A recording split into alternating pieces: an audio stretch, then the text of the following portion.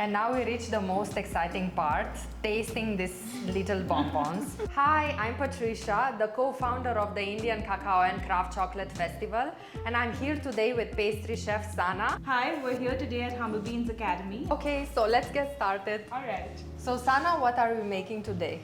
So today we're going to be making some chocolate bonbons using craft chocolate couverture. Which we have right here. Yes, so this is the Bon Fiction 64% craft couverture. Along with this we have our filling. So we have an orange marmalade made with the whole oranges and its skin. We have a coffee ganache made with a white chocolate, also from Bon Fiction. Amazing. Sana, do you want to tell us what's the difference between compound and couverture chocolate? Sure. Because I think a lot of people in India still use Compound chocolate, Yeah. definitely. So compound chocolate is a chocolate that does not necessarily have cocoa butter as the fat. It uses vegetable fat, whereas a couverture chocolate necessarily has cocoa butter only and absolutely no vegetable fat. The other thing that differentiates is the percentage of cocoa butter. So the minute you have anything above 32% of cocoa butter, it can be qualified as a couverture chocolate. If it doesn't have that much cocoa butter, then it's just a chocolate, not couverture. And I want to ask you, what was your experience with Bon Fiction? Because I know you've been working with them for quite a while now and you've been using their couverture. My experience has been very special because I think there's a direct interaction with the producer. So Akhil. Yes. So I'll just say a few words about Bon Fiction. Akhil and Pratima, his wife, started Bon Fiction a couple of years back.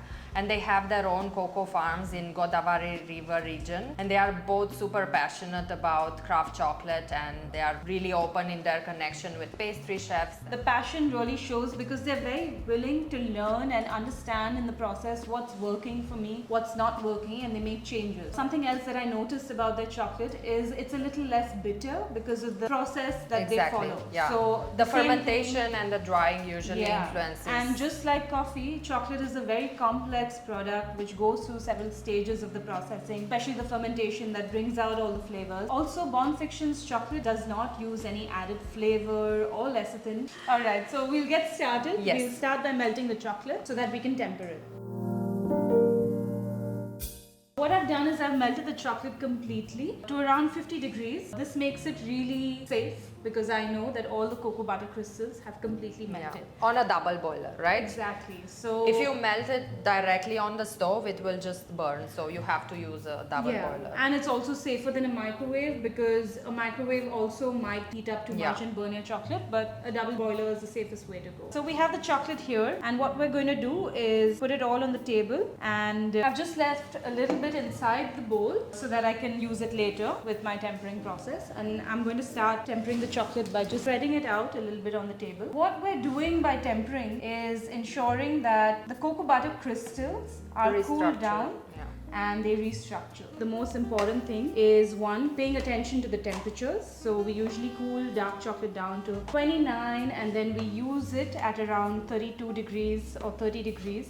But if we take it above 34 degrees, we will completely lose the crystallization. The other thing is taking some time. So if you temper your chocolate too fast, you don't give it enough time to form the right kind of crystal. So you have to take enough time to temper the chocolate. The last thing is the agitation. So you have to move it in a certain way for it to be able to recrystallize in a quicker manner. So that's exactly what happens when we temper like this on the table. What will be your advice for someone who's tempering in their own kitchen at home? What would be the easiest way for someone who's never done this before? Very honestly, tempering can be very easy. You can just melt your chocolate completely, leave it in the bowl and let it cool on its own, but by every once in a while, mixing it. So what I mentioned to you was agitation. And when you keep mixing it every once in a while, you give the crystals a chance to restructure and come together in a way that they'll be stable. Now, why is this important? Is because tempering of chocolate helps the chocolate be shiny and gives it the perfect crack sound. You know, when you bite into your chocolate, you want that crack to come out. It makes it look good. It makes the texture super nice. Yes, and the other thing is that it doesn't melt very easily. So here I have my chocolate at around 27.8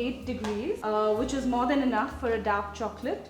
And what I'm going to do is put it all back inside the bowl which had the rest of my chocolate. Now, like I mentioned earlier, the most important thing is to mix. So I had a little bit of my previous chocolate from before and I'm going to mix it well so that it's all uniform. And it reheats to a slightly higher temperature. So now that we have the tempered chocolate, what's next? Alright, first we're going to start by filling the mold. So I always like to put a piece of paper under, a baking paper. This is where we're going to fill our bonbon mold. You want to fill it to the top as quick as you can so that you're maintaining approximately the same temperature all throughout the mold. So basically you have to be sure that each cavity is filled perfectly. And to do that, what we're going to do is actually take the mold, move it around and even cap it, because sometimes there might be some air bubbles, but you've got a good coating. So I tap the mold slightly. I will give it a few seconds before I turn it around and remove all the chocolate from the mold. Alright, so what we're going to do now is flip it over and we're going to let all the chocolate fall out. Once I'm done doing this, I'm going to scrape off all the excess and we'll continue to place it upside down on a grill. And now we're going to wait for it to crystallize. Because we've kept it like this, the chocolate will not fall back into the mold and form like a thick layer on the curve of the mold. It will have enough time to settle equally across the entire mold. Alright, so we have our chocolate molded and set, and now we're going to do the filling. So you can actually see how thin the layer of the chocolate is, but it's just enough when you want those bonbons which have a little crack of chocolate. So what we're going to start with is the first layer, which is going to be our orange marmalade that we have here in a piping bag.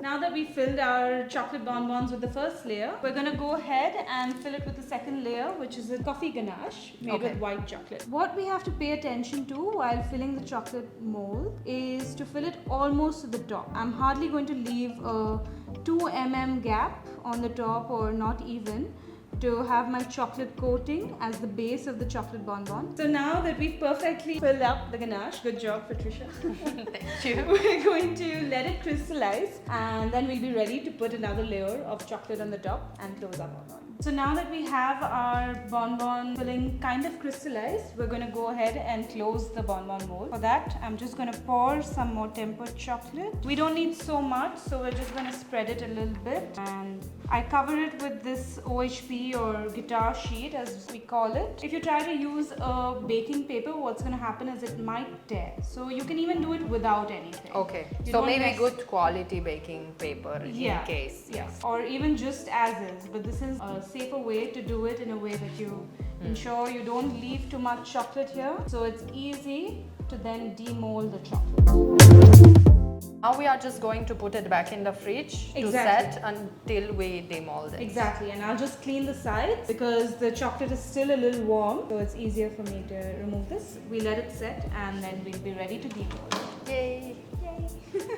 Alright, so now that we've let the bonbons crystallize a little bit in the fridge, I'm just going to take off the layer of the plastic, and just like an ice tray, we will adjust it a little bit to just loosen the bonbons out. Hopefully take them all out. So it's always safe to do this on a paper. They have such a nice shine. Yeah. Here's the cut of the inside, perfectly well balanced. And now we reach the most exciting part, tasting these little bonbons. I think go for it. Yeah. Yeah.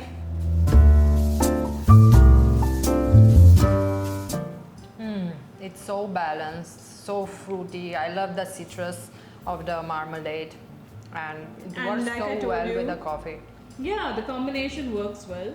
And at the same time, the chocolate is being highlighted too. You're able to taste the fruitiness of the chocolate. It's balanced with the I think orange. we managed to choose the right filling for this 64%. Yeah. I'm very happy with the result. Like you can see when you bite, the base is as thin as the top. So it's Which quite is a so balanced nice. Like experience. it's how you should have bonbons. That gives the best experience. I really hope you enjoy the art of making bonbons. I enjoyed teaching you. There are several possibilities of what you can do in the fillings, and I hope you get to try this recipe at home with your own filling. Please leave a comment below with what you end up trying. Please follow us. Our handles are in the description below. Thank you so much. Thank you.